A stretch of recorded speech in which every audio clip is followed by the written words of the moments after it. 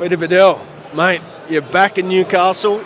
We caught up the other day, mate, but you're back. We just had the weigh-in, Nikita Tszyu-Oscar Diaz. Nikita Tszyu, he looked in great condition up there, Pete. Look, what a body. I mean, his body fat percentage is probably the lowest I've ever seen.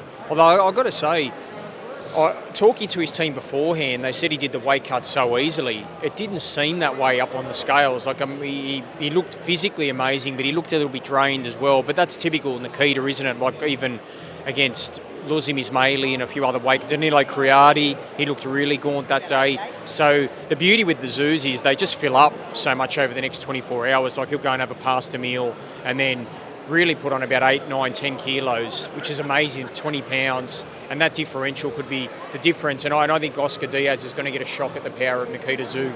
What do you made of this week, Pete? The build-up, a lot of people here at the weigh-in today, but it's been a bit subdued this week. Yeah? How do you what's your read on it, mate?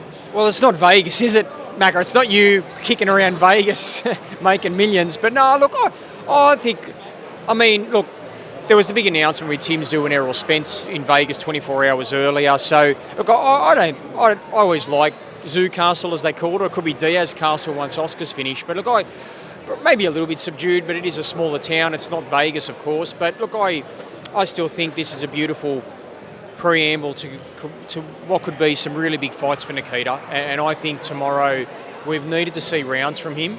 We've only seen 3 in the past 2 years. And I'd like to think he gets 8, 9, 10 rounds from Diaz tomorrow. And that can be a springboard to some really interesting fights. Because to me, from the things I'm hearing, there's some really fascinating opponents lying await for Nikita, which is exciting for him.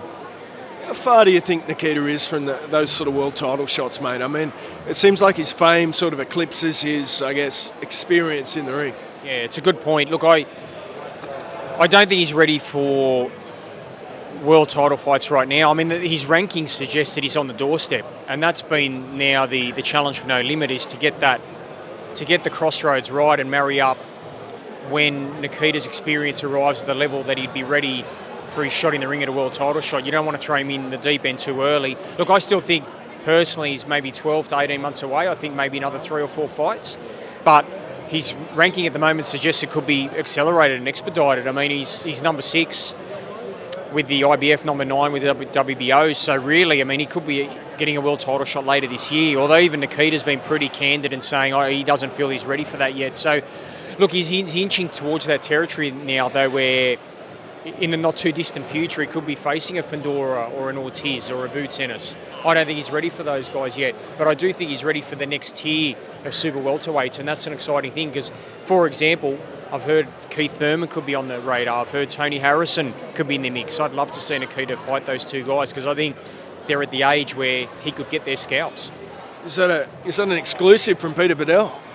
Well, you can take it as one if you want. You can pump it up. I mean, that's what I'm hearing. I'm hearing that there's discussions about Keith Thurman being an option, and of course, what a beautiful narrative, because as we know, Tim Tszyu was meant to fight him in Vegas. That didn't happen, and then Fundora jumped in at late notice. And then, of course, Keith Thurman, he fought here last year against Brock Jarvis, got the job done, but he's since been beaten badly by Fundora.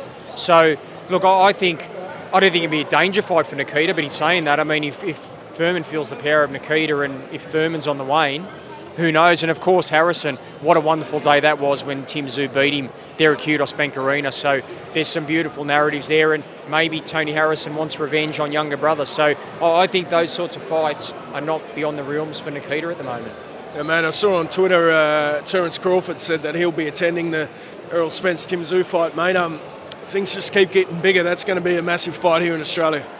Oh, look, a massive. I mean, I still think it can eclipse Horn-Pacquiao as the biggest fight we've ever seen in Australia. And let's not forget Kambosos-Haney.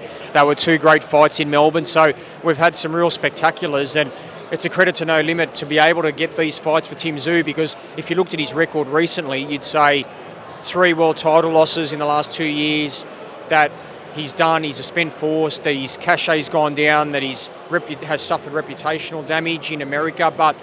But No Limit are able to pull the right levers at the negotiating table to get the fights that Tim still feels he deserves. And look, I think this is going to be a real spectacular, not only for Australian boxing, but for Australian sports fans. I hope we really get behind it as a nation, because it can be one of the great spectacles, especially if Tim pulls off that upset. Mate, how do you assess the landscape at the moment here in Australia, Pete? The Matchroom show last week on Foxtel, the first fight night of their deal with KO Sports. What did you make of the broadcast? What did you make of that? And how do you see this dynamic playing out between No Limit Boxing and Matchroom, Pete?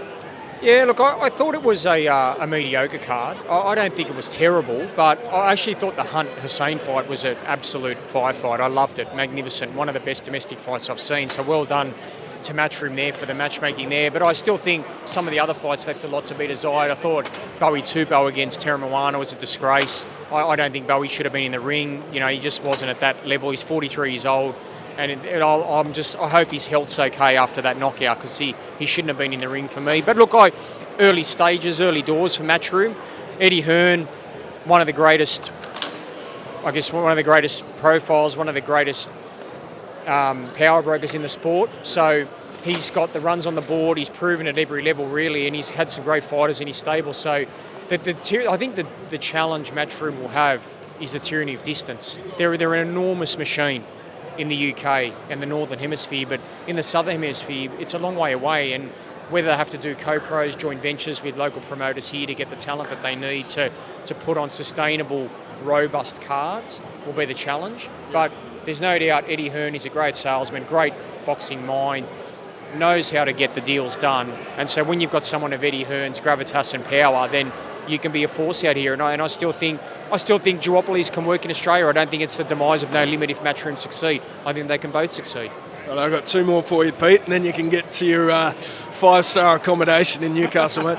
Liam Paro, Lewis Crocker. What are we hearing on that one? I'm hearing late June, perhaps, on that, Pete. What are you hearing, mate? Yeah, look, late June is when it will be. I haven't got the exact date yet, but it's definitely late June.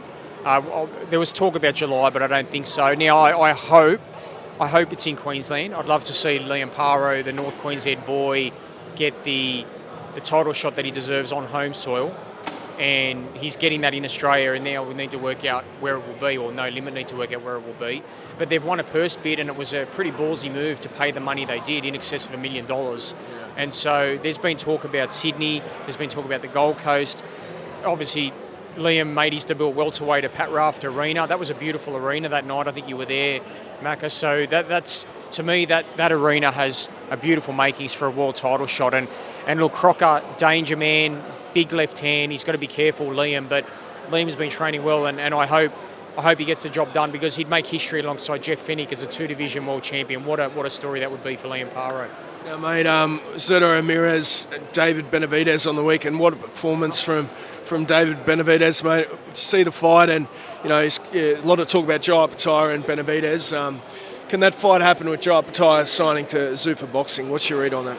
Well, listening to Benavidez speak the other day, it doesn't seem like it will. I mean, while he's with Zuffa, Benavidez doesn't seem that confident. Although I really urge Mick Francis and Benavidez' team to get that fight done. It would be an absolute blockbuster. I mean, what I saw from Benavidez the other day, oh my goodness, what a fighter. I mean, that hand speed for a guy that big, that was machine gun stuff. It was unbelievable. I was blown away. I mean, he didn't just beat Ramirez, he annihilated him. It was a massacre.